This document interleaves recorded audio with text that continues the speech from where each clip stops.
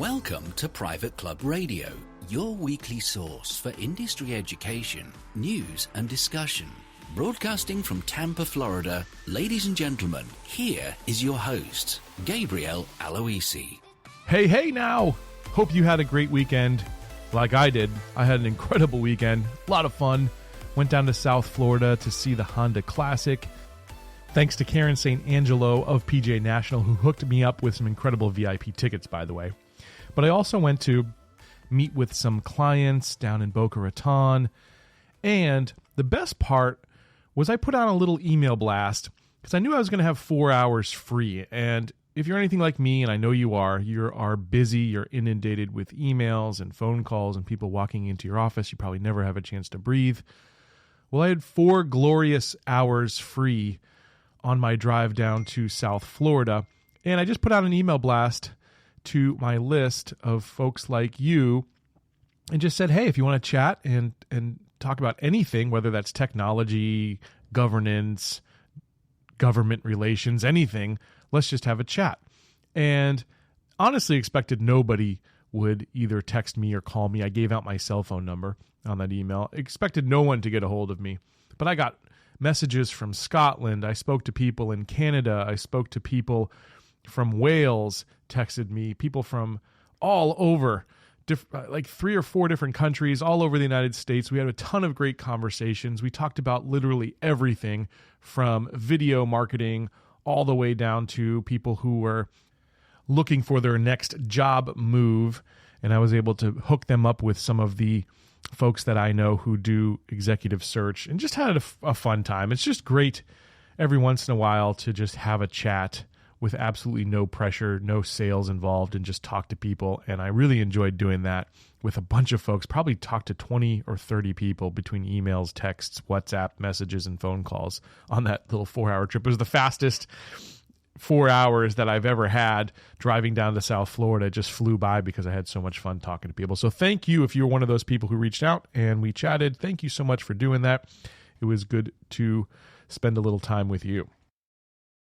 The other cool thing that happened over the weekend was the fact that we launched a new campaign. We got our first client in Canada, and I was a little nervous, just like you are anytime you're going to do something slightly new. I know our leads generation platform works incredible with the clubs here in the United States that we work with, but we had never run a campaign in Canada. So we launched our first campaign on Friday afternoon, late in the day.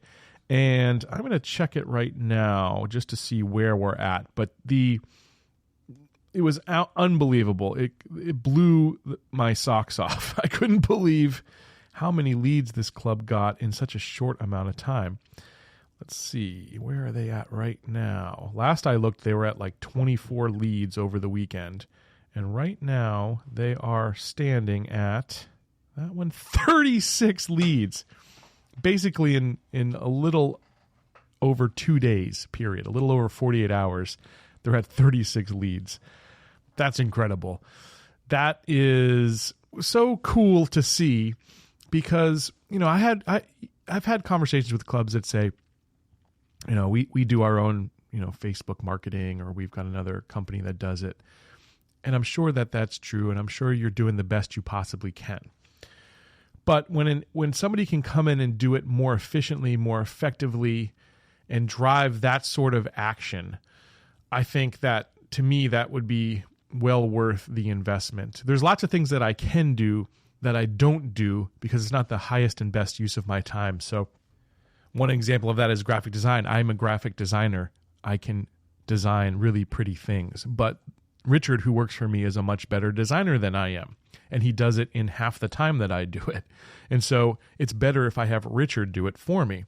It's the same thing with lead generation and development. I've put together an incredible team of these really talented people who can do it faster and better than even myself.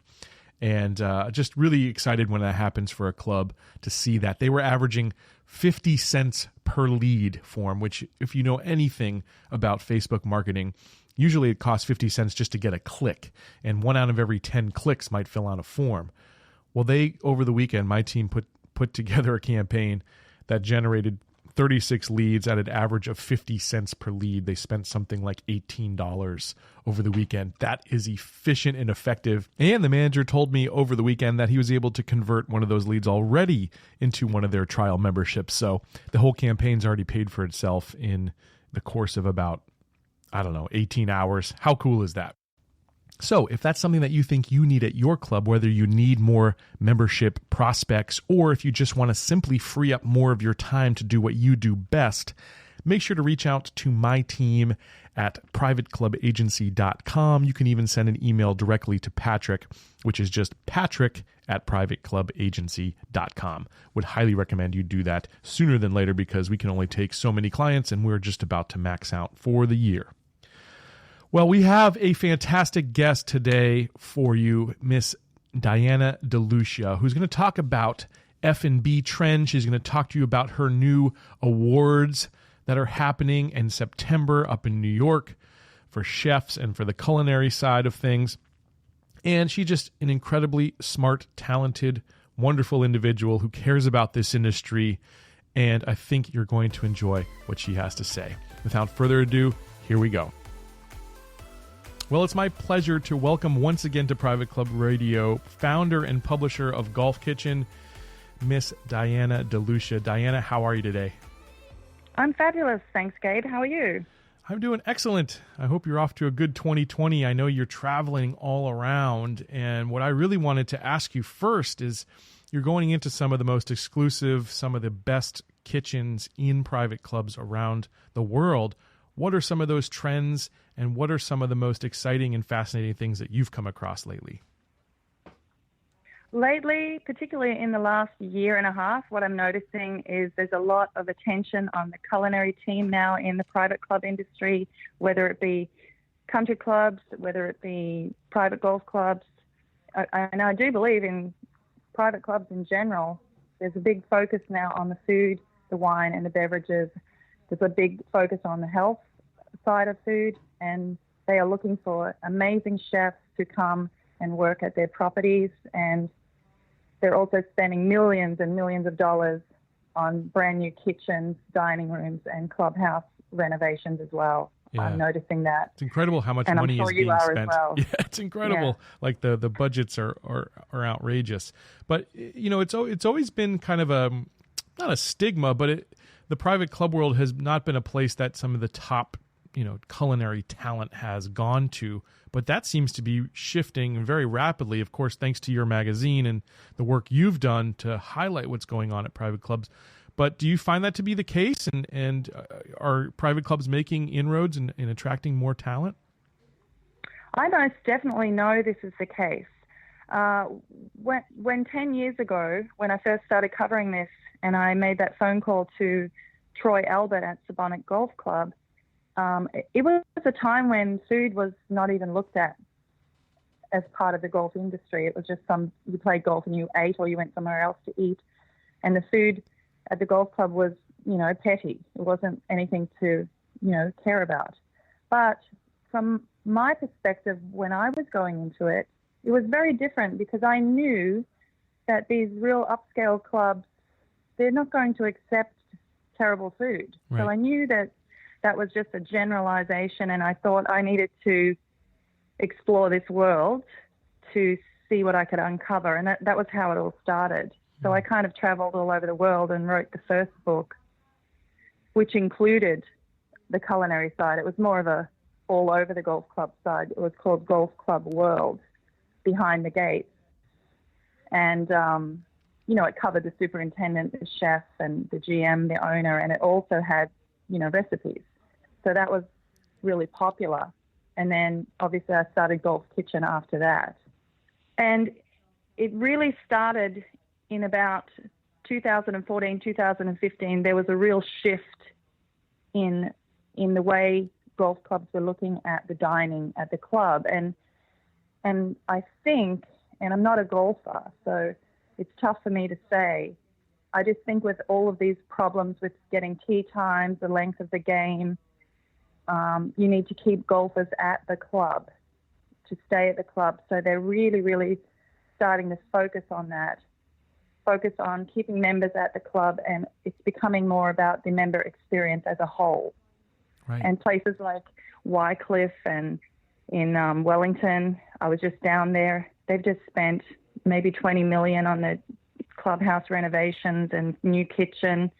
They have a great team there. They're about to renovate the golf course. They've got 2 18-hole courses there. So they're really making changes so that they can compete in that environment, and they are outstanding. That place is gone from being, an average country club to being spectacular. And I know the members there are extremely proud, and the GM there, Rob Martin, he's like such a good GM. They're very lucky to have him there. Well, I got to hand it to you, because I think you really are the person for me and for a lot of people in this industry that put food on the map when you started Golf Kitchen. I think you were one of my first ever interviews on this show, maybe in the first 15 to 25 interviews that I had. I think you had just started the brand. So I'd love to just kind of catch people up, for those who haven't paid attention, where Golf Kitchen started and where it's come to today. You've gotten into much more than just the magazine. You've done books, and now you've got awards, and you're doing a ton of things. So tell us what's happening with Golf Kitchen and what's exciting you right now. Well, Golf Kitchen, I'll start with the first part of the question. Golf Kitchen really began in Southampton at Sabonic Golf Club in 2010. Mr. Pascucci he's the owner, Michael Pascucci. He embraced my idea and gave me my first break in my food in golf, idea. And I'll never, ever forget that. And I mean, he's just an amazing person with a great heart and a great mind for business and ideas. And from there, like I said, I traveled the world. We did the first book, and they were on the cover, and it was fantastic. And then that book sold out. There's like 3 left. And then it went to Golf Kitchen, and that was where Wingfoot came in. And I had spoken to Colin Burns, the GM there, about the idea, and he embraced it. And in fact, the book launched, Golf Kitchen, the book launched at a party at Wingfoot Golf Club in November of 2016. And it was fantastic. We brought the chefs from Emirates over from Dubai.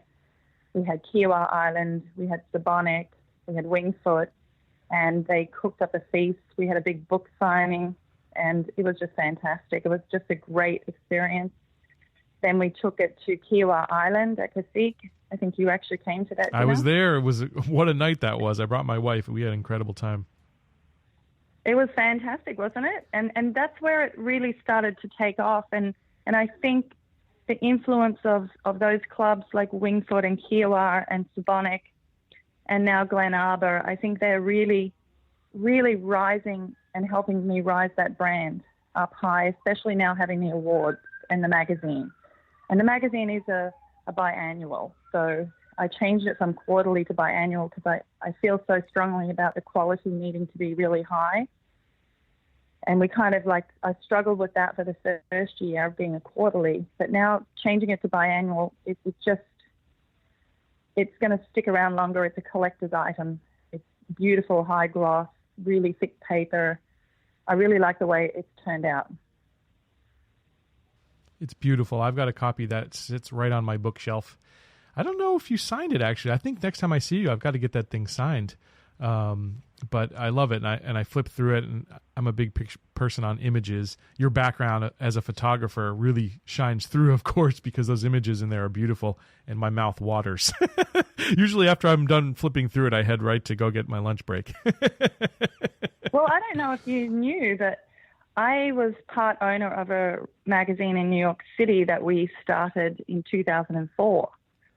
And we ran it from 2004 to 2010, and we shut it down because of the recession. And in hindsight, we probably should have kept it going, but, that wasn't to be at the time. And it was called New York Restaurant Insider. And this was going back in the day before blogging. Wow. So we got to work with the best chefs there are in the world. over that 6-year period. So, from Thomas Keller to Eric Repair, Anthony Bourdain. I mean, I was photographing the gods of food. So I had really good training. And that's why I'm such a strong culinary photographer. Yeah. And the passion comes through. I mean, a lot of people could just go take pictures of food and make money doing it, right? Or, but the passion that you've got for the food side and for private clubs really shows through. And again, I just tip my cap to you because it's portrayed in your work. And so if folks haven't seen that book, haven't subscribed to the magazine, I just want to remind you right now to go do that. Go to golfkitchen.com and get subscribed because it's a fantastic publication. And you're coming out with a March edition very shortly. Diana, who's going to be on the cover of that this month?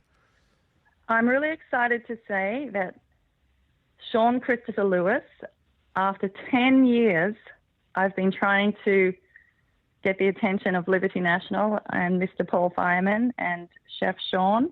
And finally, we've done all the work. They're going to be in the next Golf Kitchen book, Golf Kitchen America. And they're also on the cover of the March edition. Wow, cool! What a big one. So, tell me about Liberty National and what's some of the exciting things that are happening there. Wow, there's a lot of exciting things happening there. Chef Sean has created. Not only does he have an outstanding menu, wine collection, he's really focusing in on the cocktail side of things now and bringing the kitchen and the cocktails together. And when I was there, I was just blown away by what he was doing. We actually went out on the golf course and we had a beautiful Indian headdress and the cocktails surrounded the Indian tribe. And I can't remember the name of it, but I'm going to be publishing that in the magazine. The photo is absolutely stunning. And we had models, which was fantastic. Nice. And then he started a program called Chef and Chic, and it's a cocktail program where really the cocktails are more menu items now, and he's bringing real scientific techniques to the cocktails as well as a lot of infusion, which is very popular right now. But the way he's doing it is in a very artistic way that you wouldn't normally see in the private club industry. But I am seeing a lot of attention going to the cocktails at private country clubs like Addison Reserve and Wycliffe, Boca West. They've been really focusing in on the cocktail side. And I'm also noticing non-alcoholic drinks are becoming very popular as well. I was in Qatar, and they do mocktails because obviously there's a ban on alcohol for the most part in the country outside of some high-end hotels and whatnot. But at the club that I was visiting, they do mocktails, and they did a really good job of it, actually. Really interesting combinations, and yeah, I could see that. I could see a lot of people bringing that to their club soon. That's pretty cool. I was actually talking to someone the other day who's bringing out a product and I'm not sure of the brand either. And you can sous vide. It's a portable sous vide system that, if you know what sous vide is, it's a cooking technique. It's been so you know what that is. It's been in my presentation for a long time. It's a French technique. Sometimes you have that thing going for an entire day, sometimes or longer, right? Slow cooking in the water. Yeah, it's water temperature based. Yeah. You kind of cook it whatever temperature, and it will stay at that temperature without continuing to cook. Right. So you can leave it there. And I think this company has developed a version that can be taken out onto the golf course. Oh, cool. Portably. Wow. And that they can even keep wine at a certain temperature for the members that like to have their reds at a particular temperature. So I think that's something new and exciting that could be coming in the future as well. Yeah, I love that. That'd be great for events or for tournaments that happen or just big member events that go on throughout the year. That'd be pretty fantastic. I can see a lot of clubs bringing that on. Let's talk about... Well, don't you think... just one thing. Don't you think that the food at the golf tournaments should be of a much higher quality for the visitors than it currently is? I would say so. I think Augusta will never change with their little cheese and pimento sandwiches, but for it's pretty bad. I go to the Valspar Championship every year here in Tampa, and I go to a couple other events throughout the year, and it's like hot dogs, cheese steaks. It's pretty pitiful. Even if you go into one of the VIP tents, it's not something that's all that appetizing. I would love to see that elevated at golf tournaments. And I think, hey, you got the crowd there. I mean, these are people who, this is your chance, I think, as a club to show the world what you're doing and to serve a terrible presentation of a cheesesteak. It's just not your best foot forward. So you're right. That would be a wonderful place to do it. I know Bay Hill. I do know this, that at Bay Hill, they don't outside cater. They actually create everything at Bay Hill that they serve at the Arnold Palmer Invitational. I do know that. It goes to their culture. I mean, the home style and, really the hospitality of the Palmer family, that's unmatched. So that makes sense. Yeah, I agree. But I was talking about PGA Tour tournaments, but even club tournaments, like I finish a tournament at one of these clubs, and again, I'm served hamburgers and hot dogs. Are you kidding me? That's your chance. You got 144 people that probably 70% of them aren't members of your club, but could be. They have the money, they have the resources, they have the time because they're clearly there. And how can you serve them a hot dog and a hamburger? It's a big missed opportunity. You're absolutely right. But I want to move on to your award show because I'm excited for this. This is happening September 10th at Glen Arbor. Let's tell folks what they are in store for and how they can reserve a ticket for this. Well, the tickets are already on sale. Well, they're not on sale. They're $250 a ticket. And that's a steal, let me tell you. You can email admin at Glen Arbor Club if you're interested in booking a 10-top or, 2 seats or something like that. There's only 80 seats available, so they will sell out really quickly. And we are super excited, both at Golf Kitchen and at Glen Arbor. Chef Michael Ruggiero is the lead chef. We haven't selected the golf clubs that will be cooking at the awards yet, and that process will be revealed soon. Probably around March. And I'm excited about it because we've worked so hard over the last 2 years to perfect this event. All the participating chefs have worked hard. The clubs have worked hard. Even the purveyors, the champagne, the wine purveyors, all of our produce, everything that we had at that dinner was donated because everybody wanted their product to be seen by the chefs and the members and the guests. Right. This is like the Oscars. This is the Oscar Awards for the private club culinary side. Well, we're building it to be an incredibly influential culinary event in the industry, and it's going in the right direction. And we've got a great team of GMs in general that are incredibly supportive, and clubs that are incredibly supportive, that are willing to say, yes, we want our chef to go and cook at these, we will give him a week off. So the collaboration between the chefs at this event and growing and developing it has been phenomenal.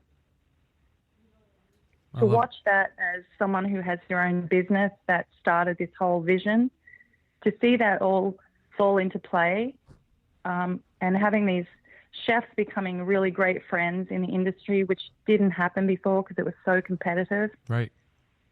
Now it's encouraged to collaborate with other club chefs. It's fantastic.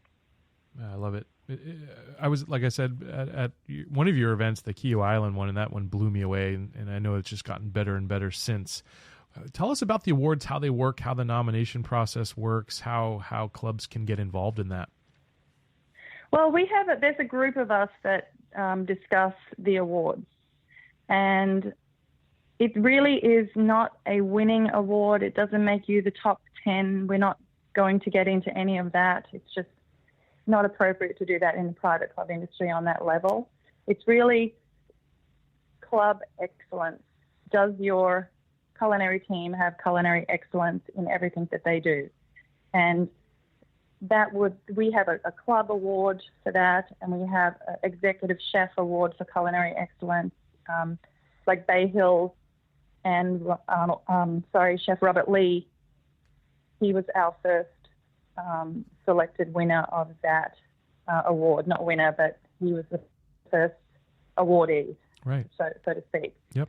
And then we kind of really try to find clubs that I've been to, others have been to, and we get a lot of feedback, and that's how that process happens. Well, sign me up. I'd love to be one of those people that gets to visit and eat everything. There's not going to be, here's an email, everybody, and who's got the most friends to nominate. It's never going to be like that. Right. I don't believe in those types of awards because nobody's going to even dine at the property. Right. It's just whoever's got the most friends. Popularity contest. Yeah, and it just kind of waters down that whole culinary system. We won't be doing that. Yeah. So if clubs want to engage with you, Diana, or want to work with you, how do they go about doing that? Well, I'm very open. I'm an open book pretty much, and I'm very, very good on the phone. I try to answer my phone when it rings. I try to email everybody back that emails me. So, feel free to give me a call. The number's on the website, my email's on the website, and I enjoy talking to chefs. I talk to a lot of chefs on the phone, as you can imagine, and I enjoy doing that. We're actually starting a Q&A thing in the magazine too. That's a new thing, and it's a chef Q&A, GM Q&A. So they can be anonymous. If they have a problem in the kitchen at the club, then they can ask that question. Mm-hmm. And I have a team of professionals actually that are answering the questions. So I think that's going to be pretty interesting. Definitely. Absolutely. I think that would help a lot of people out there because kind of like a Dear Golf Kitchen. Yeah. Nice. Very cool. I love that. I can't wait to hear about that and see it when it comes out. So Diana, I know you're very busy and I appreciate you taking the time to be with us here on Private Club Radio. I hope folks will visit that website and reserve their ticket, to get a reservation to the Glen Arbor event. One more time, that's admin@glenarborclub.com. I hope you have a wonderful rest of your 2020, and I can't wait to have you back on Private Club Radio to share more with us later in the year, Diana. Fantastic, and I'll talk to you soon, and I'm looking forward to seeing what your next moves are. Yes, me too. Bye, Diana. Thank you. Bye. That was awesome from Diana. Hey, if you haven't already, make sure to check out membertext.net. That is our show sponsor, who is more than just a sponsor. I actually use their service myself to send timely and relevant text messages to my list of prospects, of YouTube subscribers, and so on and so forth. Check them out at membertext.net. You will not be disappointed. I've got another great week ahead of me. I hope to crush it, which I hope you do as well. I'll catch you back here next week on another edition of Private Club Radio. And until then, here's to your membership success. Private Club Radio is brought to you by Concert Golf Partners, helping to preserve and enhance private golf and country clubs. Visit concertgolfpartners.com to learn more about the recapitalization process.